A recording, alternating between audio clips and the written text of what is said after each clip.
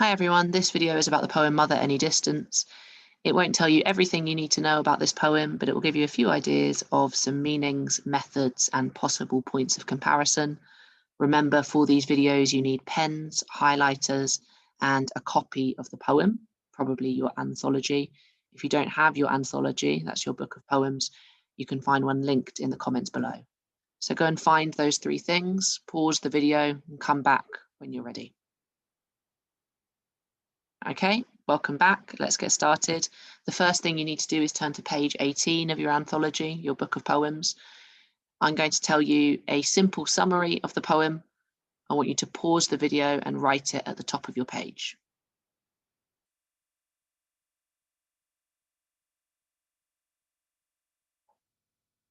Okay, welcome back. Now you've written your summary of the poem. I'll just recap a few ideas. So in this poem, the speaker's mum has helped him move out of home. He's a grown-up adult and he's moving into his own place and she's helping him. He feels supported by her. She's still looking after him and he's excited about the future, yet there's some anxiety there and some feelings of kind of confusion about moving on from his mum. Now that you have the simple summary, I want you to pause the video and read the poem all the way through, thinking about where you see these ideas from the summary in action.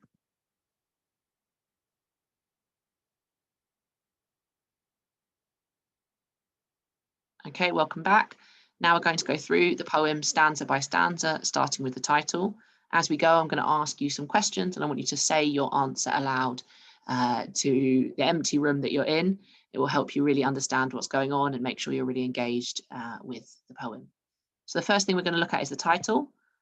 Now this bit underneath the title from Book of Matches just means the group of poems it originally came from. But the thing we're focusing on is this, the title. It's 3 words, Mother Any Distance. I want you to think in your head and then say out loud, which of those words is direct address? Which of those words shows the poet is speaking directly to someone? If you said the word mother, then you're right. This is direct address and it conveys how the speaker has a desire to connect directly with his mother now that he's moving out of home. Pause the video and make that annotation, please. Okay, welcome back. Let's have a look at the first stanza. So as we said, in the first stanza, the speaker has moved out of home and has got his own place, but his mum is there and she's helping him. And in the first 2 lines, so line 1 and 2, there's a phrase that shows he still needs her help. Think in your head and then say out loud which phrase, which words shows the speaker still requires the mother's help. If you said requires a second pair of hands, that was a good answer. This phrase here shows he's still dependent on his mum's help and support. He needs her to not only help him move into the house, put up shelves, paint walls, move furniture, but probably needs her support emotionally as well. That idea of practical support is evident in the second half of the first stanza. Look at the last 2 lines here. The speaker lists the things that the mum helps him with. Think in your head and then say out loud to the screen, what are the kind of things that the mum helps him with? Yeah, you might have found measuring windows, pelmets and doors. Now this word pelmets you might not know, just means the area around the outside of the window. So this list conveys the many ways the mother is helping the speaker. And then finally, at the end of this stanza, the speaker talks about spaces in the house that the mum is helping him to prepare. And they're quite unusual spaces. They're not normal measurements of spaces. Look at the last line of the poem in this stanza. And just think in your head, or circle on your page, where are the 2 measurements, the 2 words that show measurements of spaces? Okay, you might have found this word acres. You might have found this word prairie. Circle both of those words, please. So those words are 2 measurements or 2 spaces. An acre is a very large area of land. And a prairie is a large, wild, open field. If you're not sure what that looks like, you might want to pause the video and have a look at a picture. Now, together in this man's house, there's not literally acres of space, and there's not literally a large, wild, open field. We can assume it's like a normal flat or house. However, together, it gives an impression of how he feels about being in this new space. If he's describing his house as a very large area of land and one that feels like a large, wild, open field, think in your head, what impression does that give of how he feels about being in this new home? And say your answer aloud to the screen. Yeah, you might have said something like, this metaphor suggests that the speaker feels a bit isolated and lost in his new environment. So pause the video and make those annotations for the first stanza if you haven't done so already. Okay, welcome back. Second stanza. In this stanza, we get the mum helping the son, the speaker, with a specific task. So here's the second stanza. And just have a look at the first two lines. And I want you to try and find the tool or the kind of bit of household apparatus that the mum is helping the son to use. So it's like an item you might need when you moved house. Say your answer aloud to the screen. Yeah, you might have found this spool of tape. And literally that's just a tape measure. And what these two lines mean, I'll just explain it and show you some images, is that the son is up on a ladder. And the first bit of line 5 says that the mum is at the 0 end. So just say aloud to the screen, do you think if he's at the top here on the ladder and she's at the 0 end, where do you think she is? Do you think she's on the middle of the ladder? Do you think she's on the bottom of the ladder? Do you think she's somewhere really far away? Say your answer aloud to the screen. Yeah, she's at the 0 end. She's at the start, so she's at the bottom on the floor. And she's got this spool of tape, this tape measure. Oh, sorry, he's me with the spool of tape. He's got the tape measure, but she's holding it at the other end. So it probably looks a little bit like this. So he's up on the ladder, she's holding the tape, and they're probably measuring maybe like the distance of a wall to put up some curtains or something. But either way, this image is quite an evocative one. It's quite powerful, and it makes us think of other times when the mum and the son might have been connected by some kind of physical tape. And probably the best example of that is the time when the son was still in the womb. You might have heard of something called an umbilical cord.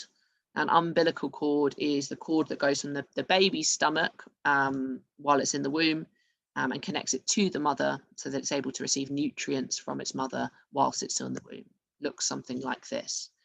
And that umbilical cord is a really powerful connection between mother and child.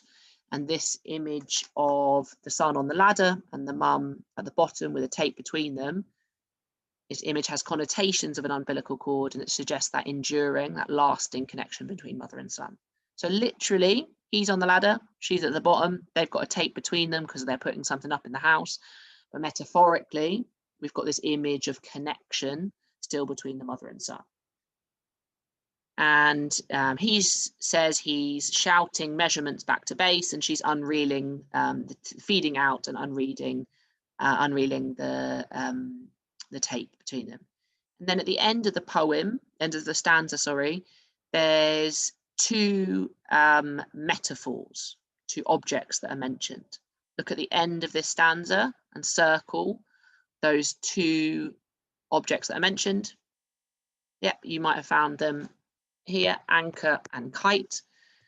Now in this relationship, the metaphor suggests that the mother is the anchor. She grounds the son, but she might also be holding him back. And in this metaphor, the son is the kite. And that suggests he wants to be free, but he's also at risk of getting lost. The kite, if it's not held back by something, will just blow off into the wind. So as he moves into his new house, The son is anchored by the mum. She's there helping him, perhaps giving him guidance and love. Maybe she's holding him back a bit. Maybe her presence is making him feel a little bit unsure about branching out by himself. And the fact that he's a kite shows he's got this possibility to fly away and start a new life, but that's quite dangerous and scary. There's lots of risk associated with that process. So pause the video and make any annotations, make those annotations for this stanza now. Okay, welcome back, final stanza. In this final stanza, it starts with a new image of the sun doing a specific movement. Look at the start of this final stanza and circle the movement that the sun is doing. Yep, that's right. You might have found him spacewalking. So literally that just means, or would look something like this picture here. So spacewalking is walking in orbit. There's no gravity, so you would need to be attached by a cord to your ship to stop you floating away. And the sun describes himself as spacewalking through the empty bedrooms because we've got this idea, this image of him exploring new environments. However, at the end of the tape, we've still got the mum.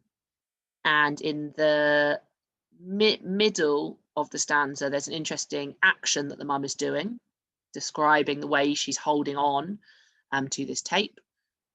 Just circle or highlight the word that shows how she's holding on. Yeah, it says she still pinches that last 1/100th of an inch. So that means she's holding really tightly, pinching really tightly onto the last little measurement of the rope. And that verb suggests the mother doesn't really want to let go of him. I should have said this before, but I'll just go back to it now. The image of the spacewalking, I kind of alluded to it, but I'll go again, conveys the speaker's desire to explore new environments. So he wants to go and explore his new house, and that probably represents explore this new chapter of his independent life. But as we said, it has connotations of danger, because if he cuts the cord, metaphorically, then he's at risk of getting lost, just as you would be in space if your cord broke from your ship. So then going back to the end of this first stanza, we get this sense of a dilemma because he is spacewalking towards a hatch. So literally within the bedroom, he's probably just looking out of a window and he's looking out over the sky. But this represents this idea that he's at a changing point in his life and he's got this open world of adulthood in front of him. And these last two lines rhyme. Can you find the two words in the last two lines, so lines 14 and 15, that rhyme and circle them? Yeah, you might have found sky and fly that rhyme. We call this a couplet, and it shows his dilemma that he's having. He knows that his new life has both adventure, opportunity to fly, experience new things, be independent, take risks, travel to new places, explore new environments. However, there's a danger that he could fall in that process. There's a danger that he could struggle, he could encounter risk, he could encounter upset. So there's that sense of danger and dilemma, as well as that sense of adventure. So for the last stanza, just pause the video and make those notes, please. Okay, last but not least, you're probably thinking, which poems could you compare with Mother Any Distance? So in Mother Any Distance, we've got these mixed feelings, a sense of appreciation for a loved one, but also a sense that they're perhaps holding you back in some way, or that your life is at a turning point.